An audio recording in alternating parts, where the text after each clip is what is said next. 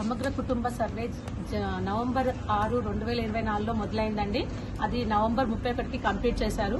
అప్పుడే మేము survey start చేసే ముందే ఎన్యూమరేటర్స్, సూపర్వైజర్స్ అందరం కూడా అడిగాము ఫండ్ రిలీజ్ అయిందా, లేకపోతే దీని గురించి ఇంకా డిలే అవుతుందా అనే విషయము. ఫండ్ ఆల్రెడీ గవర్నమెంట్ రిలీజ్ చేసింది అని ఒక జీవో కాపీ కూడా చూపించడం జరిగింది. కానీ సర్వే కంప్లీట్ అయింది, అదంతా వాళ్ళు క్రోడీకరించుకొని అసెంబ్లీలో కూడా సబ్మిట్ చేయడం జరిగింది. కానీ వేరే వివిధ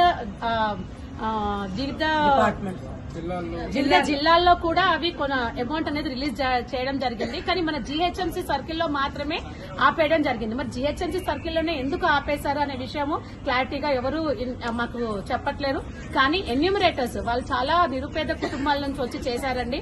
అందరినీ గ్యాదర్ చేసి వాళ్ళ ఇంట్లో ఏదో సర్ది చెప్పుకొని పొద్దున 7 గంటల నుంచి రాత్రి 9-10 గంటల వరకు కూడా చేసిన రోజులు ఉన్నాయి. ఆ ఫొటోస్ కూడా సబ్మిట్ చేయడం జరిగింది.